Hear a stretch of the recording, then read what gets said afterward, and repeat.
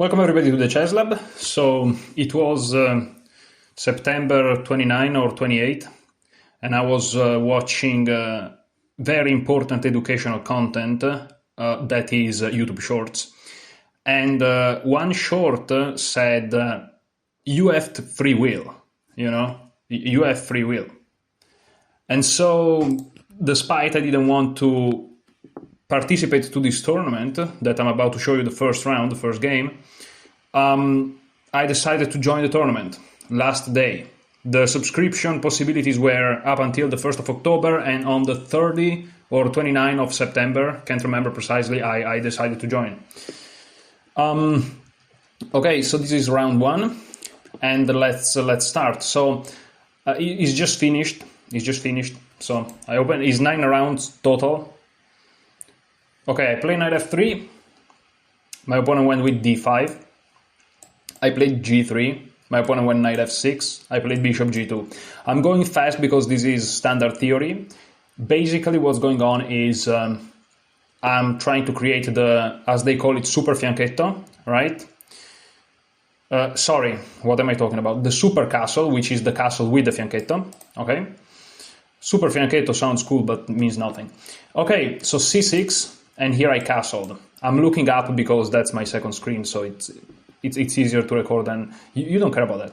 So here, queen c7 was played by my opponent. Here there are a couple of moves. There is bishop f5 and bishop g4 that are encompassed, if that's a word, in Nate Solon's course on knight f3. But okay, my opponent played queen c7.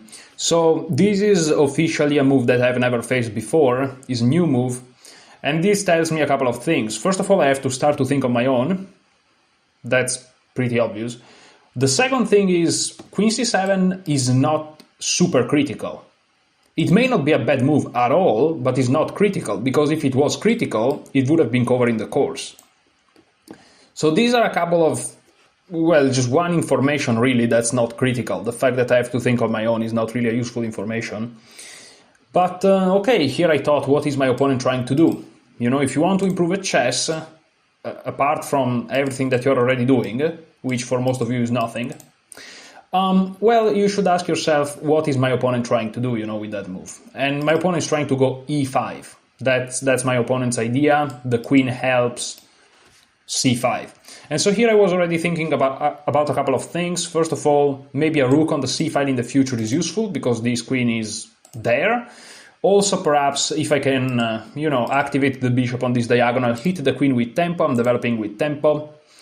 And so I played d4, but d4 is not because of bringing a rook here or bringing the bishop here, it's just to prevent e5. It's important that you follow the thinking process of the players. Not that it's correct necessarily, but that's the thinking process of the players. Okay, here my opponent can't play e5. I mean, it's legal, but it's just blunders upon, so my opponent played e6. And here I went bishop f4. And here my opponent played bishop d6, which I wasn't too concerned about. I was more concerned about queen b6, after which I would have probably played b3 to defend the pawn, and then in the future go knight d2, perhaps c4, and every time the queen is here or here, whether it's b6 or d6, and you have a knight on d2 and the pawn on c4, every time they take, you take with tempo. This is just a consideration. Again, it may be useful in some circumstances, it may be completely irrelevant in others. It's just a consideration, like you are aware of that fact. You never know. Okay, but here my opponent didn't play queen b6, which saves the queen while counterattacking and at least forces me to a decision. Not that that was perhaps too difficult, but still. But my opponent played bishop d6. Okay, here I took, and my opponent took back. Now, here is the thing. First of all, again, I'm preventing e5, but that's quite obvious again.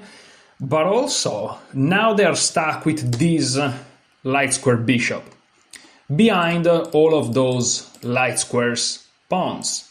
Whereas, if I start to put everything on dark squares, which I may or may not do, my dark square bishop is not bad, because it's not on the board. And my light square bishop is chilling there. And when I say chilling, I mean, he's not that great as bishop either, because he's biting on granite, as they say, but I would argue is a little bit better than this guy here. Now, if my opponent is able to break in the center, opening up their bishop, then they're gonna have zero problems and they reach strategical equality. Tactical equality, meaning pieces, it's already there because pieces are equal, material is equal, so there is already practical equality, is all about also the strategic equality. And now strategically I have a slight edge. So, I play knight b to d2, again, very flexible, perhaps I want to go c4, with that idea, right, that if they take I'm hitting the queen, remember that concept we talked about, but maybe I want to play e4. Playing e4 immediately is arguably not playable, but after the correct preparation, rook e1 or perhaps c3 or c4 and queen c2, you may see it happening on the board. And okay, here my opponent castled, and here I decided to strike with c4. I say strike for dramatic effect, it's not really a strike, it's just a normal, very normal push, you know? I'm not even threatening to take, because again, that would have their bishop, but is there, it creates tension, and it gives my opponent one extra move that their brain has to process, you know? So, yeah, increasing workload on my opponent's brain is great. Only chess players can say these things, man, this terrible. Anyways, so knight b d7. I'm not commenting my opponent's moves much because they're quite sensible and logical, quite frankly, here. Someone may argue that playing knight b d7 immediately is perhaps better, but not really. Like, castling is completely fine. c4. And I had other option here. I could go here. I could do preparing e4. And if knight b d7, I just take and play e4. But I just wanted to play c4. Because if they go here, you know, there is already some tension to the pawn that is defending the knight and blah, blah, blah. You never know, you never know. Also, I had the idea that if knight here, I could take, jump in, and if they play something like f6, I hit the queen and then I go here. Like, just to put it on the board, they go here, here, here, here, here, here, just giving an example, and I have the d6 square. So yeah, I won't have e5 anymore ever, but I have d6. This pawn's not really hanging, they can always defend it, but now I have a couple of very interesting squares. If I go here, perhaps knight here, so yeah, just here, this looks kind of okay. And this variation I just showed is not engine checked, it's just a randomized variation. But okay, knight b d7, and here queen c2 I played, keeping the tension and also eyeing the e4 move. And, you know, you may say, why not rook to e1? Because it seems like in some variations, after I play e4, take, with the rook or with the queen, knight f6, hit whatever piece is on e4. And it may seem like having a rook there for whatever reason is slightly better, because you may think, oh, they're hitting my rook or they're hitting my queen. I'm eating a biscuits here.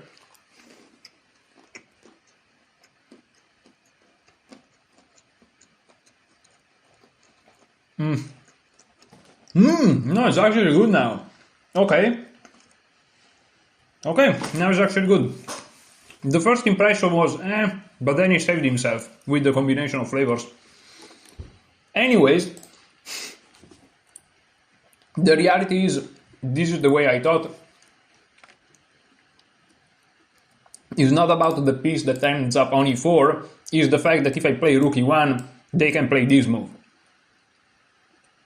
And now I don't have e4 anymore, and if I trade, I don't have e4 anymore, and if I don't trade, they can play f5 or knight f6, and I don't have e4 anymore. So that's the reason why I picked queen c2 over rook e1, is that not only I want to play e4, that's the first thing that I want to do, but the second thing that I want to do is controlling the e4 square by in the first place. So I play queen c2. My opponent here played rook e8. Is better according to the engine to play e5, which of course is the other critical move. After e5 I wanted to play c takes d5, which I see is the engine first recommendation. So I'm not going to go into that line, it's fine, but my opponent played rook e8, preparing this move, but now I can strike with e4 immediately.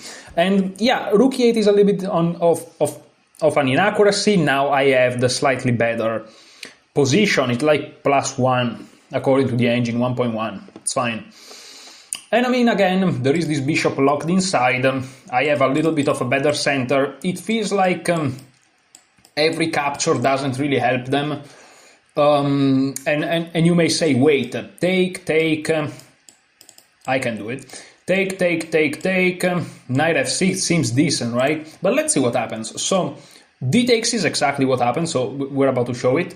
If you're a beginner wondering why my opponent is not taking this pawn, is because it's defended by the knight, so don't worry about it. Knight takes e4, and here my opponent took, knight takes, queen takes, and here my opponent played the move that I expected. My opponent played e5. I was looking at this move from the distance because the point is that they're opening up something against this queen. They're not threatening to take because I will win the rook. This pawn is pinned, funnily enough. But they may be threatening to go here, and I can't take the pawn because they win my queen.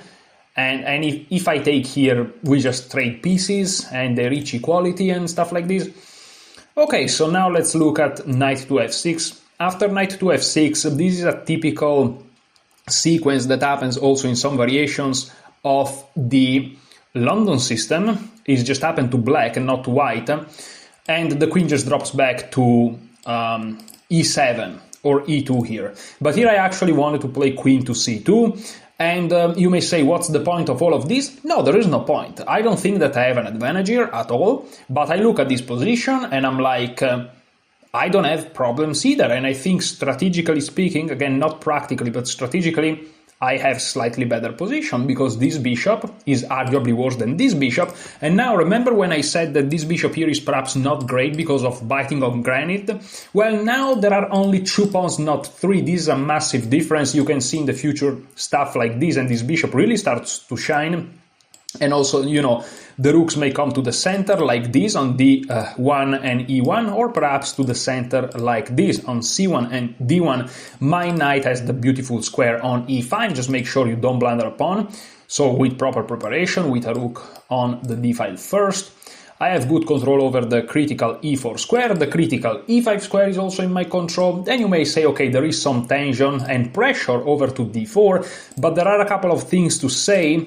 They're always gonna be able to attack it only with heavy pieces, because they have no dark square bishop, and to attack it with this knight they have to do some crazy maneuvers, and even if they do, is easily defendable. Second problem, the first attacker is the queen. So not only the knight is enough, also the rook is enough. And of course, to invert and to bring the rook forward, again, they would have to do some crazy maneuvers, and I have time to instead go for my plan of attacking the queen side. You can see moves like rook d1, doesn't really matter which one, but let's say rook d1, knight e5, b4, b5, right?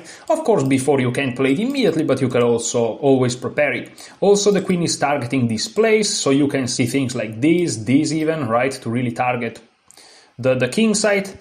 And also the queen is beautifully placed defending both pawns here, meaning if queen b4 happens, which, you know, b4 is a tender square, let's say, you can just play a3 and they have to go back, and then b4 it's even easier. So yeah, this is what happens, you know. It's not that if they attack a piece of yours, then it's over, it's the end. If you have a good retreating square and your position is still strategically sound and you are the one with the plans and with the central control, absolutely go for it. And again, this is an idea that I didn't come up on my own. I would be a grandmaster, but I take it from the London system just for the black side. But okay, we are in the game. My opponent plays e5. And what's the idea? Again, the idea is to play knight f6 or perhaps e takes d4 at the opportune moment. And here I have the score sheet here. I took a little bit of a think here. We are on move 13, and I took 7 minutes of thinking, which is perhaps the biggest thought that I have the whole game, and I made a mistake because this is plus 1.3. I played d takes e5 and this is now 0-0, so the computer is like, this is a mistake. Humanly speaking, is not the end of the world. It's just that now is equal. What could I have done differently? Well, I could have played rook f to e1. I'm not sure I even considered this move, but now that I look at it, it's extremely logical. I think, yes, I consider it. The problem is I didn't like knight f6. I'm not sure why I didn't like knight f6. Well, it attacks the queen. If I go here, there is this. Oh yeah, Here after knight f6 I consider the sacrifice of the queen. You can't take like this because it's mate. So something like this, but perhaps they can even like ignore it, right? And attack here, and now they start to have pieces alive, and if I take here, they can probably still ignore it. They can just take, so perhaps I just defend. But now they take here, and they're gonna bring the rook in. It's a weird position, and I'm not even gonna try to check if that's accurate or not. But I think after knowing that this is, after knowing with the engine that this is the best move, probably after knight f6 the engine is considering to just take, and after take, which is a move that perhaps I didn't consider, and then there's just massive infiltration. So let's turn on the engine and see what happens. Okay, you're gonna see a bunch of arrows. I'm gonna tell you the moves. Yeah, here indeed d takes e5 is the best move. Now knight takes e4 is the least worst, and after take, if they take, taking is not even contemplated. I think I know why. There is c5 perhaps. No, c5 is the second best move, but it equalizes. And rook e8 is also equalizing. No, the only move is rook to d1. Rook a to d1. I completely missed the sequence. I didn't even reach this position, but... And the point is that the knight is hanging. If you defend it with the rook, I just take it, and then there's bank rank checkmate. And if you move the knight, I take your rook. So the only move, humanly speaking, of course the engine is like give up the piece, but humanly speaking, you take this rook. But now you take with the knight, and the knight's hanging, and there is bank rank issues, and you can't defend everything. And if you go here, I go here, you go here. And now you go here even, look at this. And every white move is only move to keep a substantial advantage, like winning advantage. Everything else is 0-0. So there is this extremely precise sequence, and the problem is they can't take because it's pinned to the other rook. This is crazy.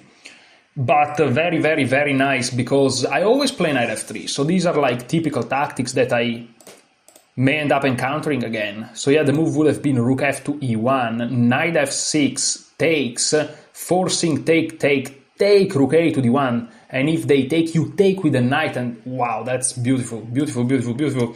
Okay, but I missed that. So after e5, I just took, and it's not that I didn't, I thought this was actually a slightly decent move. So d takes c5, and here, well, if they take with the rook or with the queen, I take with the knight first, so I will win material, so they took with the knight. And here, if I take... is not clear what I'm trying to accomplish, and they just get their pieces out. So here I played rook f to d1, a move that I saw from the big distance. Either one of the rooks, there is one variation where this rook is better than this other rook, but it's probably irrelevant maybe, I'm not sure. And here they have problems, because if they move their queen, which is now under attack, I just take the knight. Sorry. And after I take, they can't take back because there's bank rank checkmate. Just to show it. Okay. So after this move, they would have to like just give up, After this, they can't take, but if they can't take, it's pretty bad. They can play f6 perhaps and try to recover the knight in those mystical ways, but f6 is a crazy weakening move, and is not clear. But okay, knight f3 check, and here I decided to kind of switch it up a little bit. I can play queen here, but in my opinion I give more opportunities for my opponent to go right. So instead here I give more opportunity to go wrong. Bishop takes f3, and here I thought their best shot was queen f8, but they decided to indeed trade. So rook takes e4, rook takes d6. Now I'm threatening checkmate, and I'm threatening the rook, so rook here is forced, rook back here, which is what they played. Now it's funny because I saw this whole sequence. Well, from here for sure, but I perhaps saw it even before, but definitely from here.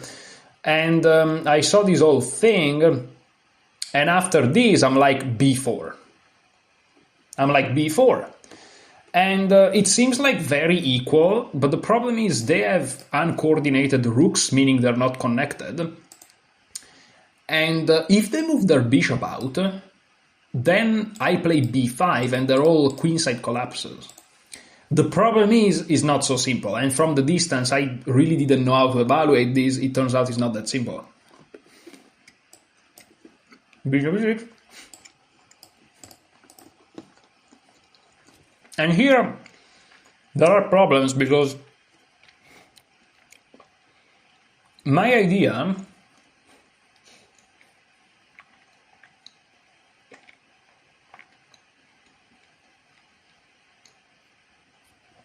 I'm trying to remember if it's here or not.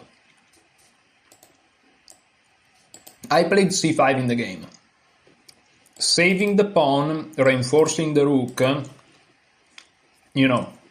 However, I was thinking about b5, but oh yeah, the problem is bishop takes c4, b takes c6, pawn takes c6, bishop takes c6. It seems great, but they have rook here. And I'm not super sure this is true, but I think it is, where basically if I take this rook, they take mine. And positions are just equal. And I think that the other rook works as well, because if I take, they save the other rook, and if I take, they take. And it's just that equal. As a matter of fact, I may have to be careful because I have some holes on the light squares. It is equal, but... Okay, and again, none of this is engine checked, so these are just my thinking process. But okay, here I played c5 in the game, and here they play rook a to d8, and here I was excited because I thought I had a big advantage with the move rook a to d1. Which I ended up playing, but for different reasons. And I thought rook a to d1, rook takes, right? And here bishop takes. But now I thought I had b5. And I thought I was genius, right? Because if they take, then I take here. And this pawn's very scary. I'm not even sure that if this is winning, by the way, because you may look at these pawns, but this is very fast. I'm not even sure this is winning, but you know, I have this perhaps, I have this perhaps, so I have this, right? So I'm like, this can be perhaps good. But then I started to notice after this they can actually check me. And I was looking at this from the distance. Before playing rook a to d1, I was looking at this, right? Takes, push, and I'm like, wait. Rook e1 check, what do I do? King g2, and then I'm like, wait, bishop c4, holy! And if I take, I know I have checkmate, guys, but I'm looking at this from the very distance. I'm like, if I take, there is check, I have to go here or here, doesn't really matter, checkmate. I'm like, holy shit. But then I'm like, oh wait, I can checkmate them. Okay, fine. But then I started to go back. You know, so, you know, snap back to reality. I'm in this position, right? And I started to think again, okay, rook a to d1, rook takes, bishop takes, pawn here. What if they reverse the order? I said check, here, which is a fork to the pawn and to bishop f1, but I have checkmate. But what if they go here first? Not allowing me to check. And now, not only they're attacking the pawn, they are also setting up check, I move, check, go back, checkmate. The one I just showed you. And there's nothing I can do. Like, if I take, there is that checkmate, because now the bishop is already there. And if I don't take, if I play something like... I don't even know, like g4, which stops the pattern, they just take here. And they win. So I'm like, wow, I can't play that. So I'm like, okay, I can't play rook a to d1. I have to play like takes, and then perhaps a4, which the computer prefers. Like rook takes d8 is the favorite of the computer. I don't know how he continues though. Yeah, and a4. So if I had played this, which was an idea of mine, I would have been fine. But then I'm like, what if I play it anyways, but after they take, I take like this, and if they take, I have b5, right? But it turns out that rook a to d1 is not really good because of rook d6, and after pawn takes, the engine recommends a6,